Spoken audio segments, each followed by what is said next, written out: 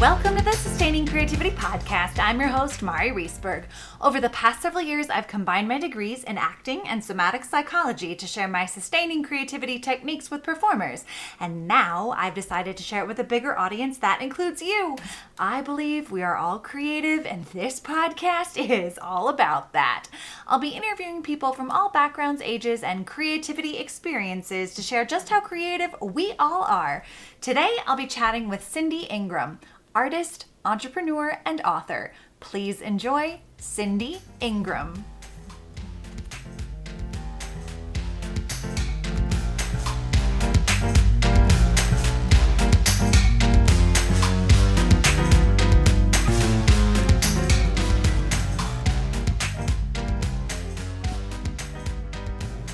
Welcome to the Sustaining Creativity Podcast. Today, I'm here with Cindy Ingram, author, artist, and entrepreneur. Welcome to the podcast.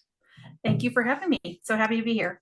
I am super happy that you are here as well. I'm really looking forward to our conversation. But before we get into the nitty-gritty creativity, if you would take a couple of minutes and let our listeners know a little bit more about who you are and what you do.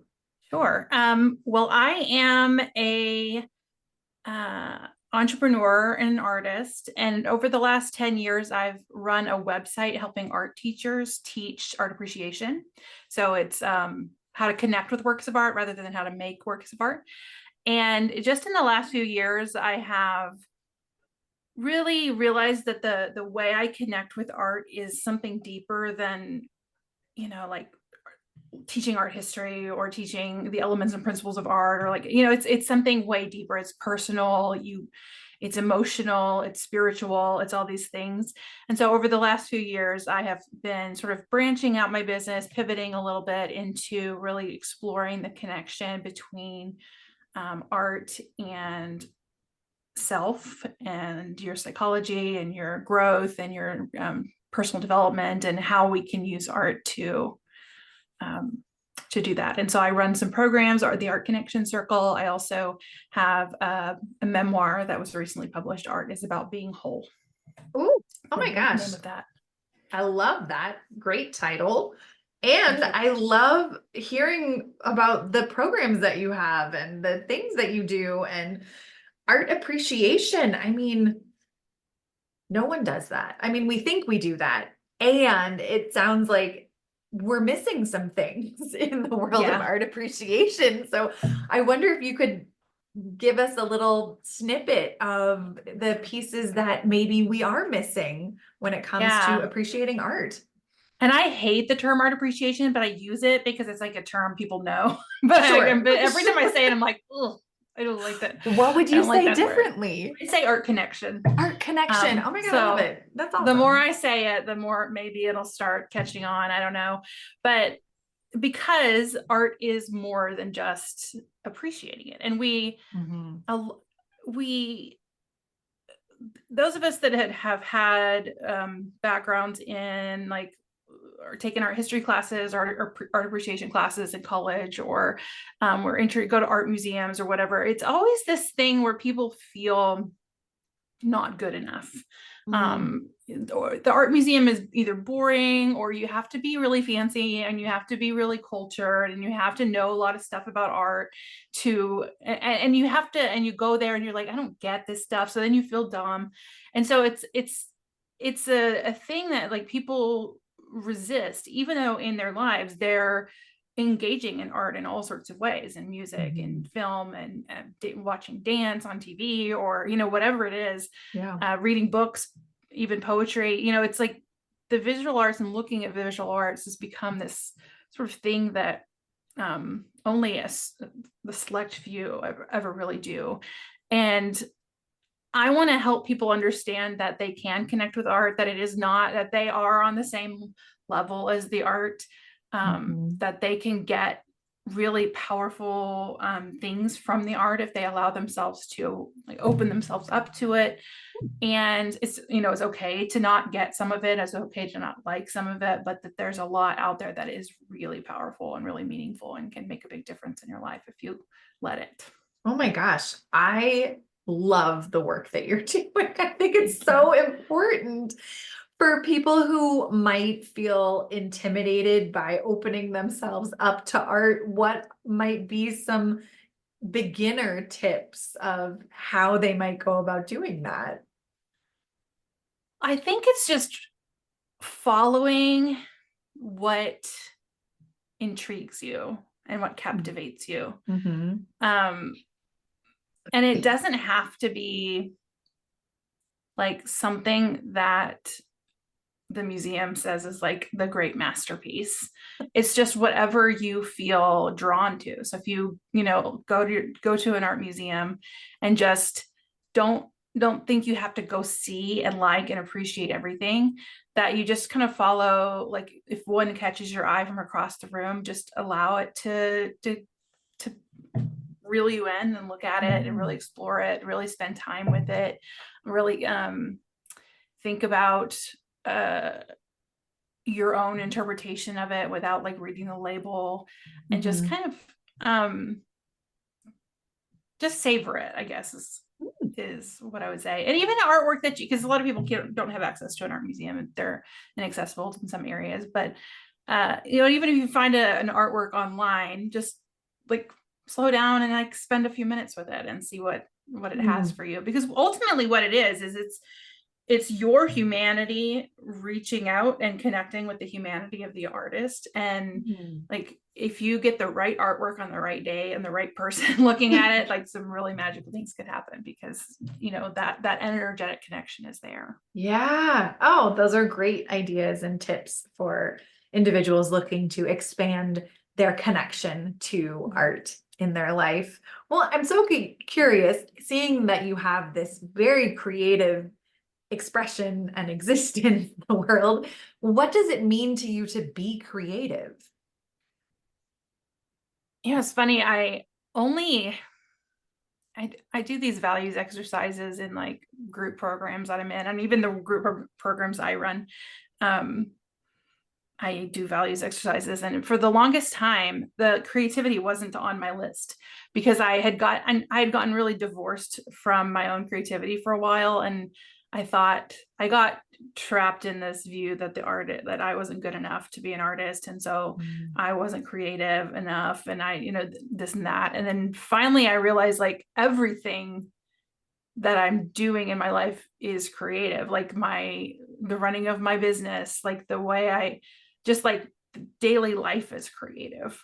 And when I realized that I'm the most happy, I'm like, I don't know, the happiest um when I am being creative. I've tried to like design my whole life around my creativity. So what it is just like, I guess I forgot I forgot your question, but I think it's like listening to like those nudges that like tell me to make something or write something, or Mm.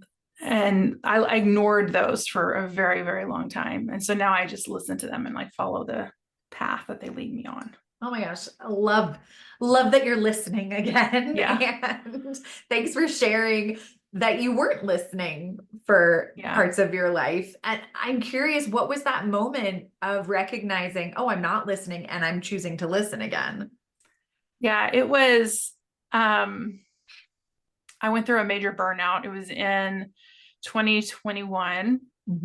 And it was kind of like two consecutive burnouts. Like I went through one and then COVID hit, and I kind of had a little bit of renewed energy for a bit because it helped my business for a little while. And then I just like fully finished the burnout in 2021. And I had gotten to the place in my business where like I had like systematized everything and um, tried to make everything too perfect and polished and professional. And I had a team, and I was delegating all the things.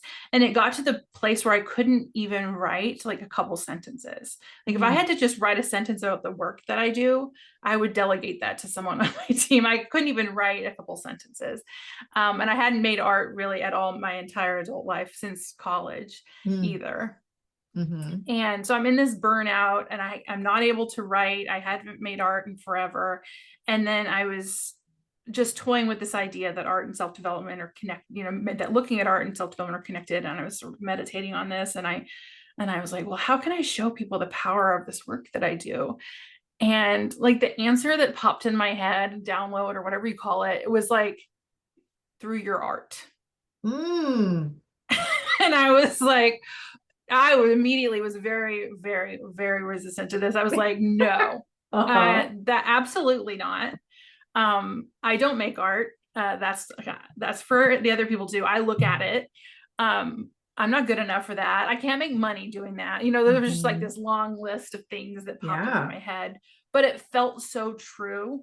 And it felt so like I had to listen. Like there was no way I couldn't, because it was so true and it was so real. And it was so like, I don't even know if I heard it. I just know it was like your art.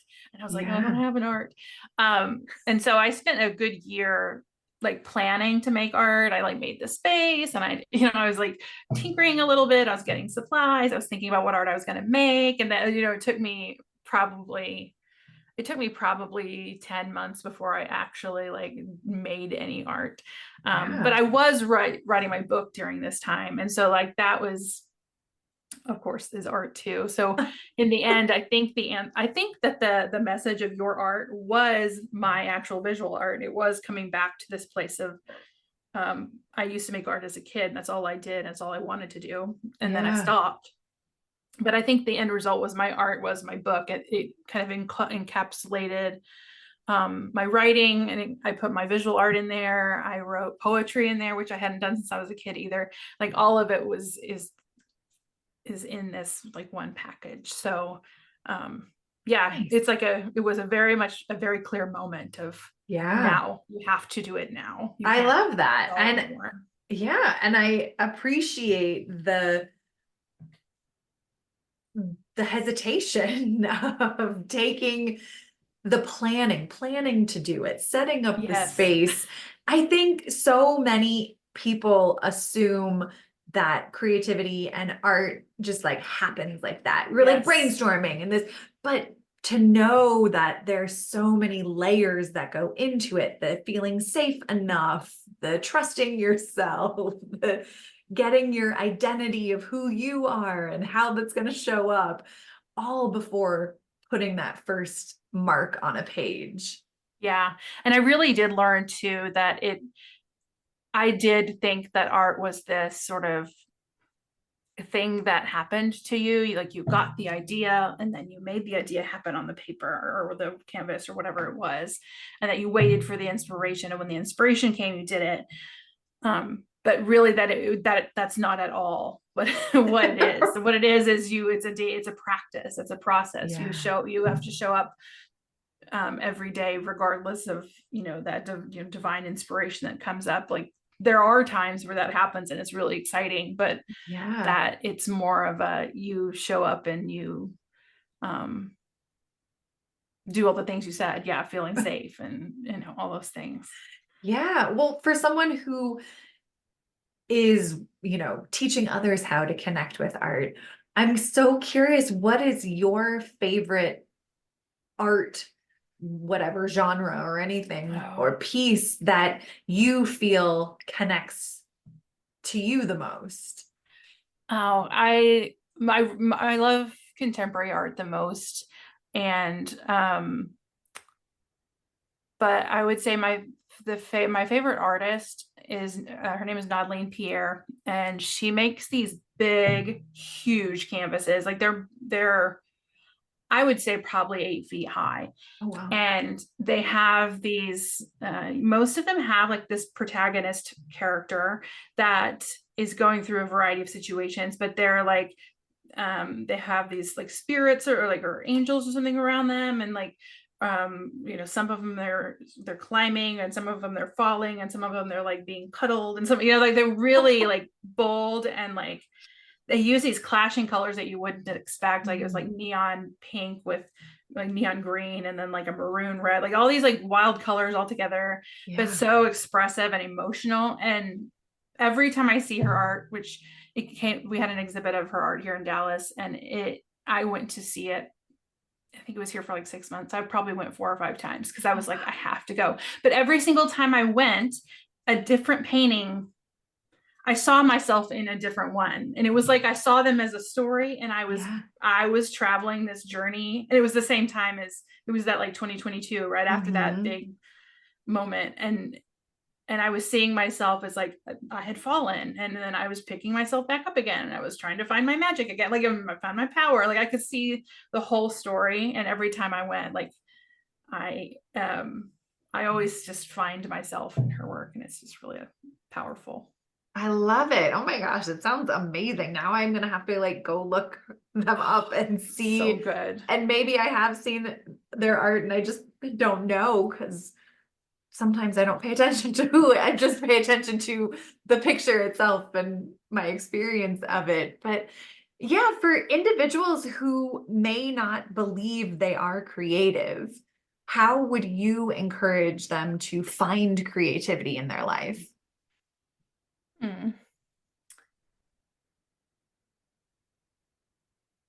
Yeah, I do believe that everyone is creative, that we're just born creative. And that's like what distinguishes humans from, well, I guess, I don't know. I think I'm quite second guessing myself because I'm like, animals do creative things too. So I'm going to stop that. I'm like, I have thought about that enough. I would say like, listen to what lights you up. Like if you have like that there, your intuition will probably tell you what the thing is for you to engage in. And whether it's crochet, or whether it's learning an instrument, or whether it's writing poetry, or whatever it is that our society is so like wrapped up in productivity, and a lot of creative pursuits feel like wasted time. Like you're not making money doing it. You're not keeping, when you're doing that, you're not cleaning your house. So you should have a clean house if you're going to be a good person. But all these stories we make up about ourselves, but that, so it always gets pushed lower and lower. But like if you have the urge, like follow it. And I bet the more you listen, the more you'll realize that you actually do have something there. Yeah, great reminders to follow, to listen and then follow. Yeah. I think oftentimes we forget to listen. Yeah. Yeah. I mean, you strike me as someone who has found inspiration in many things, but what is currently sparking inspiration for you? Okay. Oh, one, I've just started making mosaics, and it is really exciting. I love it because I do like mixed media collage stuff, and just randomly took a mosaic class, and I'm making this big giant like T-Rex out of broken plates. It's very fun. Not big giant. I mean, it's like 16 by 20, but it's a big. And then, but I also think just the topic of creativity right now is really exciting to me. I have a collaborative program that I'm working on for the fall that about the topic of creativity. So like learning about creativity and talking about creativity is sparking my creativity right now. Yeah, I love it. That's partly why I have this podcast. I get to talk to people about creativity, and it's the best. I love that. Nice. Yeah. I mean, you talked a little bit about childhood and writing, and that's what you wanted to do. And so I'm curious, what's your earliest memory of being creative?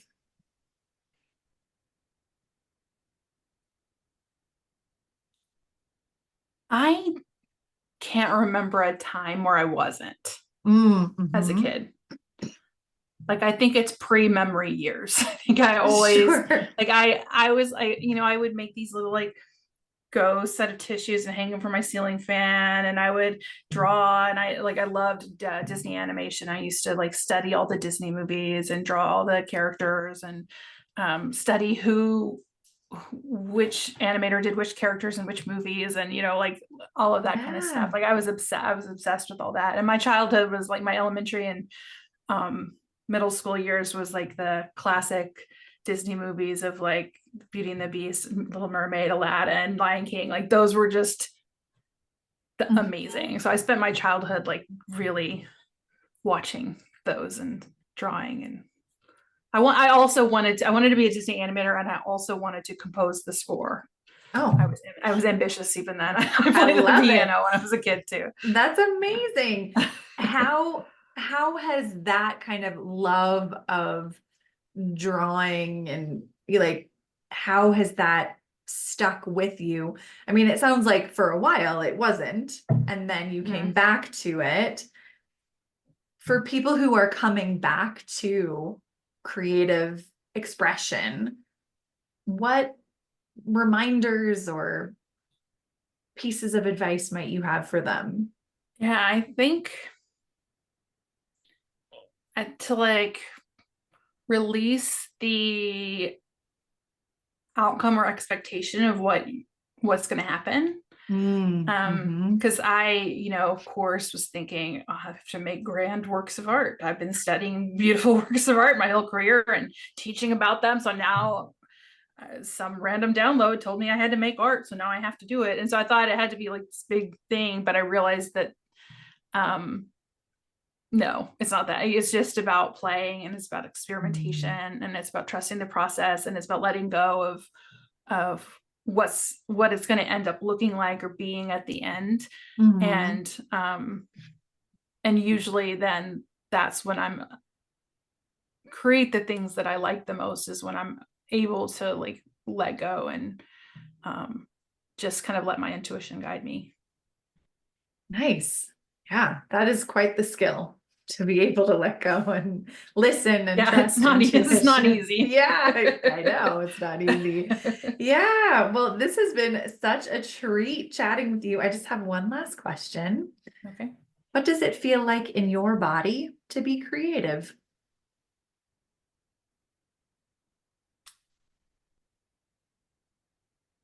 It's like a lightness and like a buzzy, like an excited but calm energy. So it's like both at once. Yeah. And it's when I'm truly like enraptured in it, when I'm in the like flow state where it's just taken over, and that's all I can do but be there. It's just like a calm presence, sense of like purpose feelings. I don't know those are like body sensations, but it's it's just kind of I'm trying to wrap words around it, but it's like a wholeness. I don't know. Yeah. Feeling. I love it. Thank you so much for sharing that, all of the tips and tools and pieces about creativity. And if people want to learn more about the work you do, the programs you offer, how can they go about doing that? They can go to cindyingram.com, and all my social media is linked there. I mainly Facebook and Instagram. And then if you happen to be an art teacher listening, you can also go to artclasscurator.com. And then my book is available on Amazon and on my website, Art is About Being Whole. Wonderful. Well, thank you so much for taking the time to chat with me. I have thoroughly enjoyed our conversation. Thank you for having me.